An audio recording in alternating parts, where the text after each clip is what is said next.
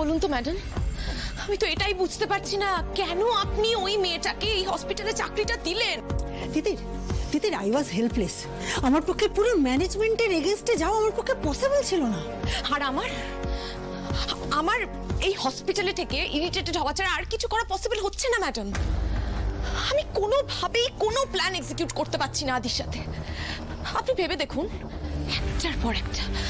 একটার পর একটা প্ল্যান ওই মেয়েটা ভেস্তে দিচ্ছে। ও ফুচকা খাওয়া থেকে শুরু করে ক্যান্ডেল লাইট ডিনার আর ওই লাইফ পার্টনার প্ল্যানটাও ভেস্তে দিল।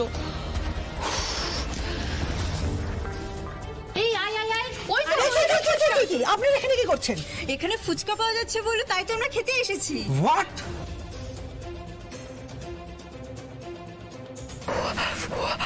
ঢল লাইফ পার্টনাররা একে একে হাজির হন।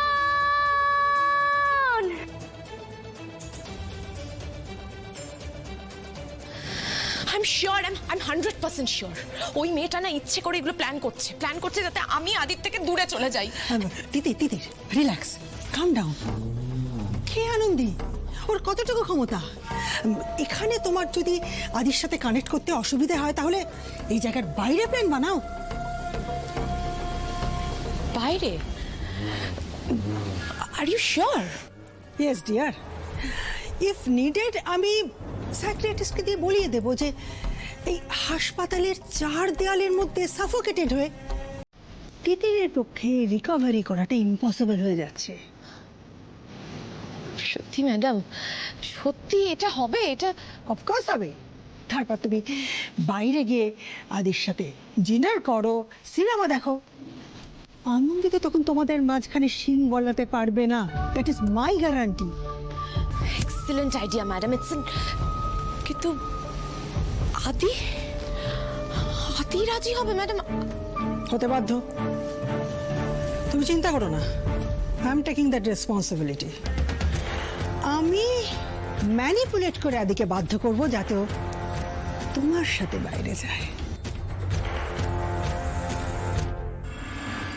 এটা আমাদের টাকা।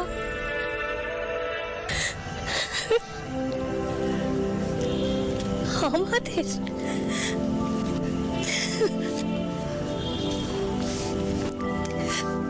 কোনোদিনও ভাবতেও পারিনি নিজেদের জন্য আমরা কিছু করতে পারবো। জানো মা, আমারও স্বপ্ন ছিল চাকরি করব, কিন্তু সেই স্বপ্ন তো পূর্ণ হলো না।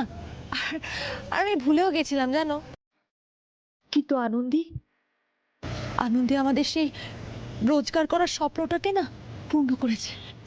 ভালো যেটি দাও দেখি চেকটা, আমি না একটা ছবি তুলে জানো।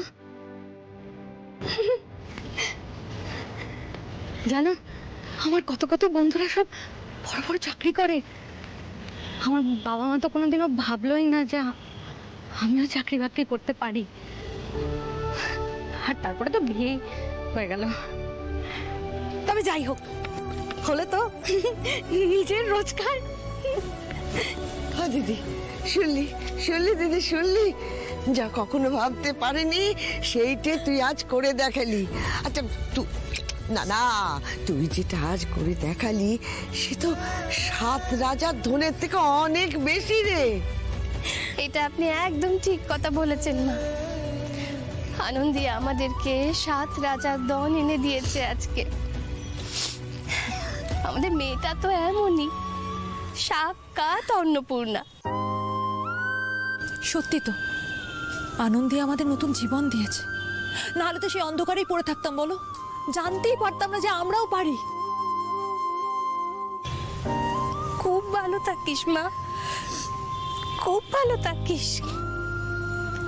এইভাবেই সকলের জীবনে আর নিজের জীবনেও সব সময় আলো জ্বালিয়ে রাখবি, কেমন? হয়ে গেছে তোমাদের? সবার বেশি বেশি বলা হয়ে গেছে।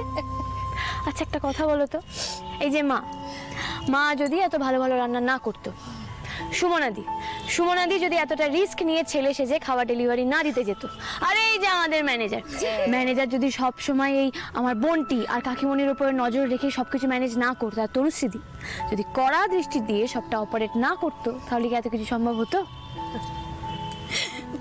আর তোমার বুদ্ধি, সেটার কথা বলবে না? হ্যাঁ ওটাই তো আসল। না গো না না, দেখো তোমাদের মধ্যে যে সুপ্ত প্রতিভাগুলো ছিল না, মা দুর্গা কখনোই চাননি যে সেটা সব সময় সুপ্ত হয়ে থাকুক। তাই তিনি নিজে সবার মধ্যে থেকে একজন করে মা দুর্গাকে বের করে এনেছেন। মা দুর্গা, এই চেক আসা যেন বন্ধ না হয় মা।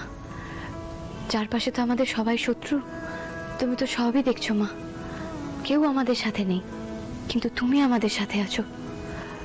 এইভাবেই আমাদেরকে লক্ষ্যে পৌঁছতে সাহায্য করো মা। এভাবেই আমাদের এগিয়ে দিও। জয় মা দুর্গা। এই এত বছর বয়সে এসে নিজের মতো করে বাঁচা কাকে বলে সেটা আমি বুঝতে পারলাম। এই যে বাড়ির ছেলেদের লুকিয়ে এই যা কিছু করেছি, সব মায়ের আশীর্বাদ মাথার উপরে ছিল বলেই সম্ভব হয়েছে। মা গো, তুমি এতদিন আমাদের শক্তি চুকিয়েছ, এবার ঢাল হয়ে তুমি আমাদের রক্ষা করো মা। আমরা যেন সব বাধা কাটিয়ে এগিয়ে যেতে পারি। ও মা, তোমার আশীর্বাদ সব সময় আমাদের মাথার উপরে রেখো। ও দিদি, বলি কি, এবার মায়ের নাম নিয়ে চট করে চেকটা ফেলে দে দেখি। যাবো তো ঠাম্মি, এই চেকটা জমা দিয়ে তারপর নার্সিং হোমে যাবো। আনন্দি, বলছি কি যে আমরা যাব। আমিও যাব, আমার খুব আনন্দ হচ্ছে। সত্যি তোমরা যাবে? আচ্ছা ঠিক আছে ঠিক আছে, যাও, সকলে মিলেই যাও। তোমাদের তো এমনিতেও বাড়ি থেকে খুব একটা বেরোনো হয় না, তাই না? যাও।